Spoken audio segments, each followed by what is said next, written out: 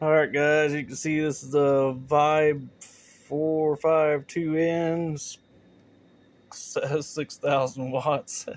But if you look into their paperwork, their user manual, it says, see, this is the 4-channel bridgeable version. They say it's supposed to put out 1250 RMS per channel, and it's supposed to put out like 2,500 watts per pair of channels bridged.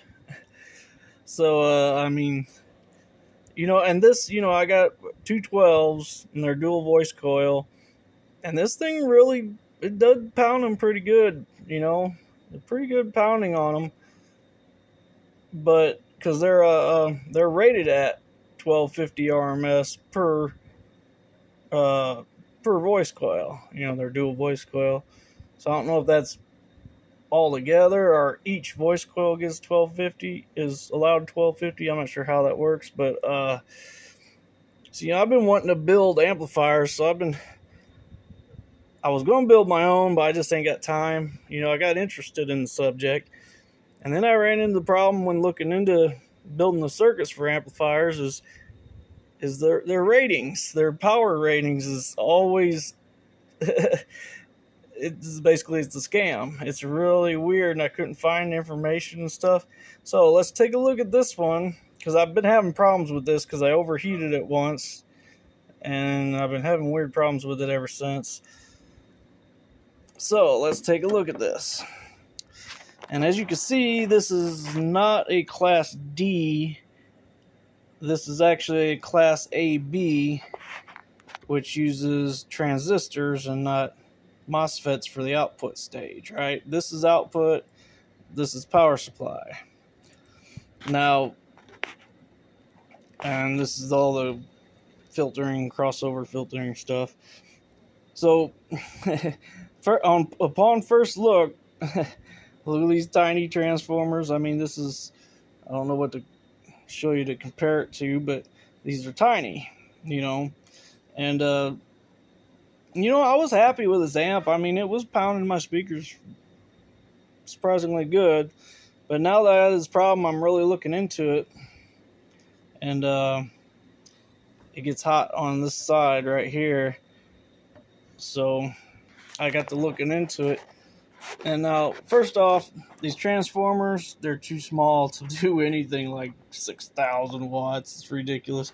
These capacitors, for each side, it's only got it's got a 2,200 microfarads by 3.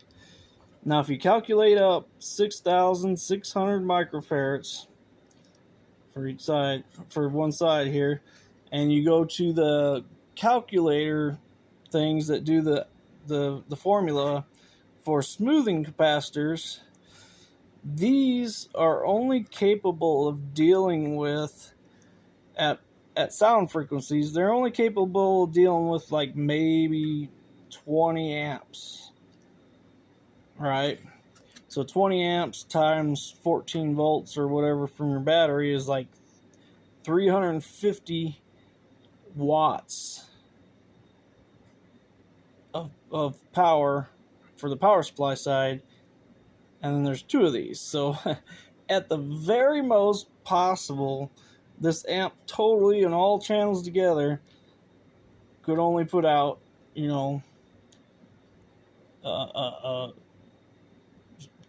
700 watts all together, just by going off the calculations of the smoothing capacitors. And if you look at this, this wire is probably, I don't know, 18 gauge, 20 gauge-ish.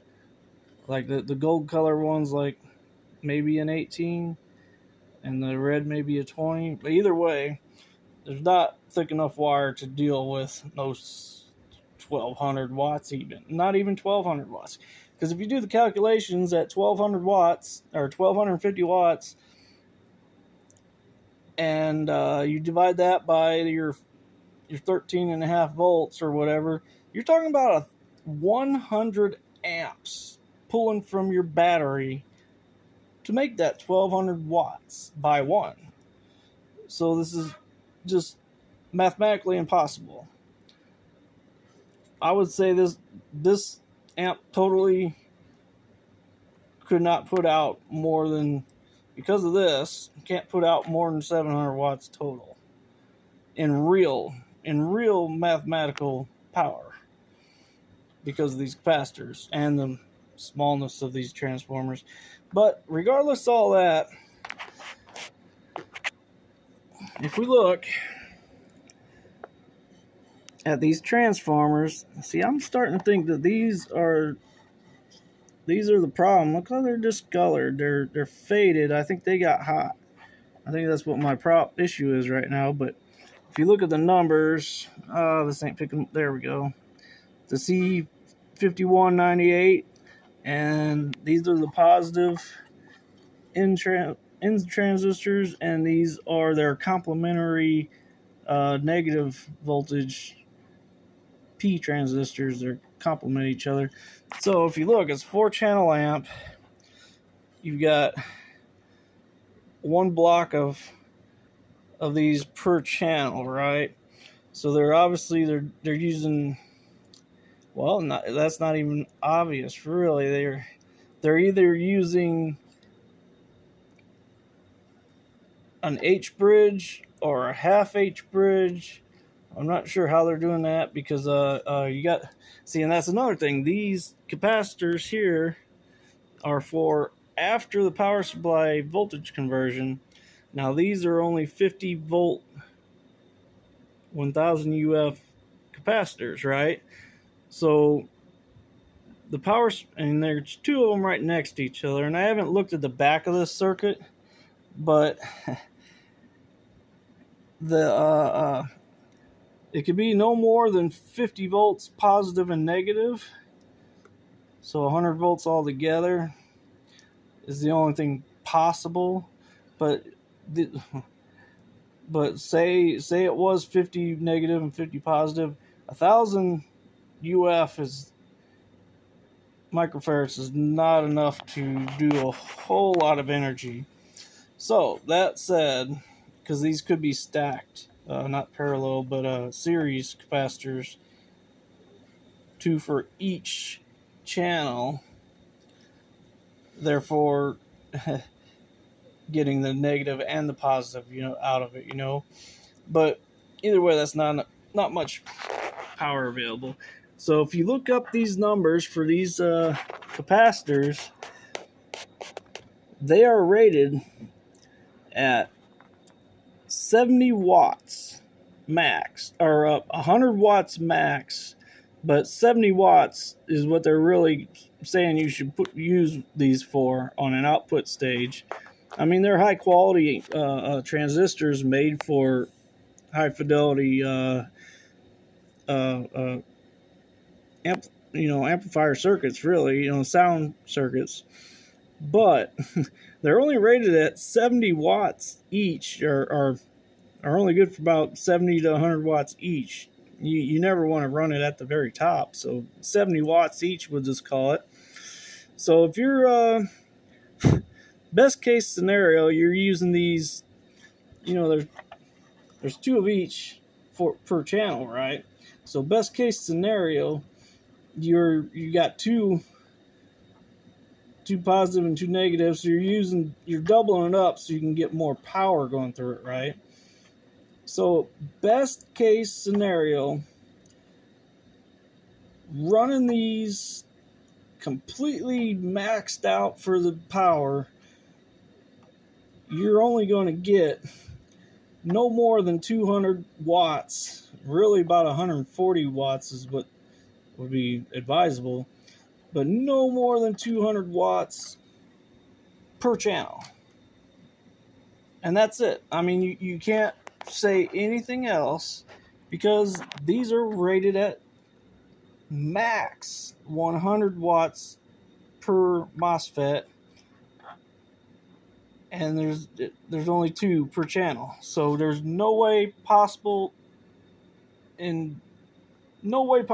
for this amplifier that says 6,000 watts on the front and says 1250 RMS per channel, in its actual paperwork, there's no way possible for this amplifier to put out more than 200 watts per channel, 200 real watts.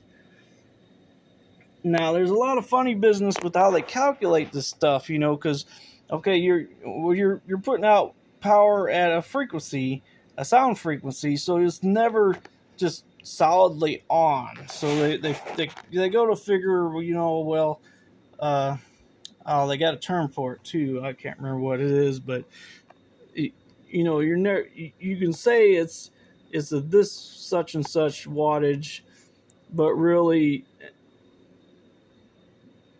but if it was to put out a DC power, it would, you know, an always on power is, you're never putting out always on. So since it's pulsed and it's you know, got a little off time in between those pulses, you know, but still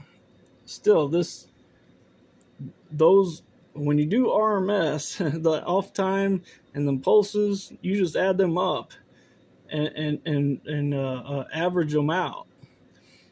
So the averaged out power is no more than 200 watts per channel, regardless of anything. It's just impossible.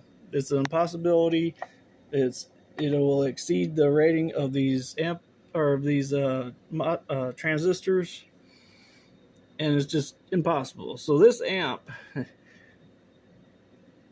not even consider the power supply and the little bitty capacitors. This amp, there's no way possible for it to put out more than 200 per channel times 4, no more than 800 watts max. But I'm guaranteeing you, it's probably only putting out no more than 140 per or 70 watts per transistor, so 140. I'm guessing they went by those values because they actually know what they're making. So 140, I'm thinking no more than 140 per channel. So then you're talking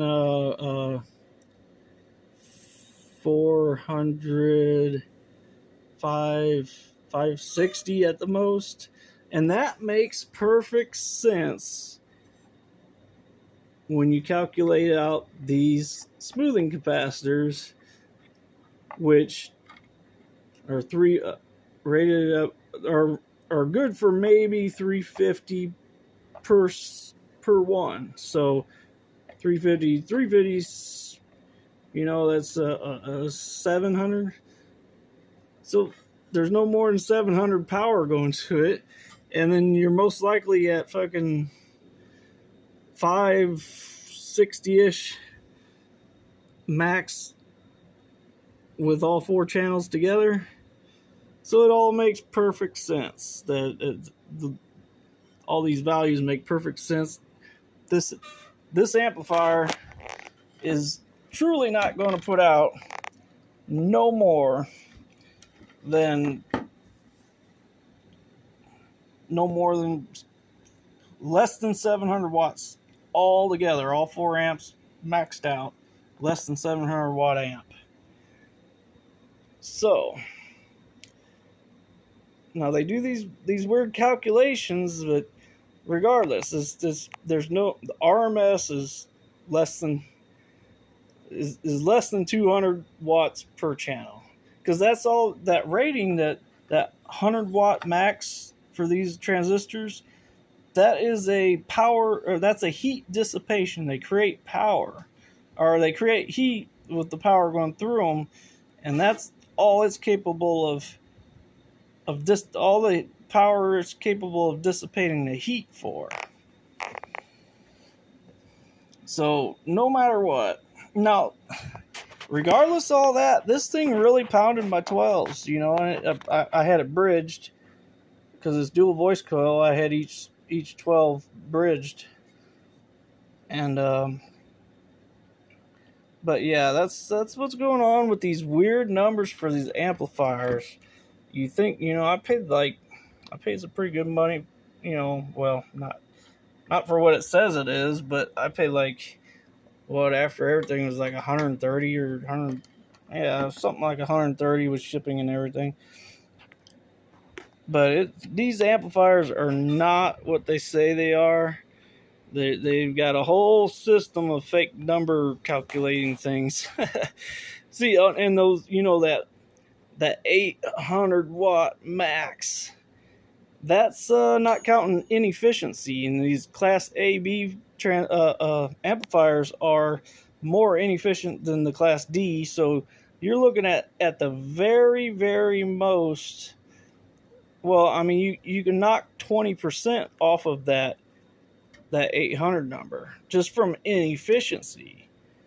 You knock 20% off tops, right? And that inefficiency, that comes from the power supply side, I believe, and from the resistance, the added up resistance of the transistors and all these transistors before it. But the main transistors mainly, you know, when power goes through them, there's loss because there's resistance built into the transistors. So, but yeah, just trying to figure all this out because there's a lot of misinformation on the internet, and I'm big into electronics, and I got to looking in these amplifiers, and I was like just scratching my head when, how are they saying this power is that? And you know, I was going to build my own, and I wanted two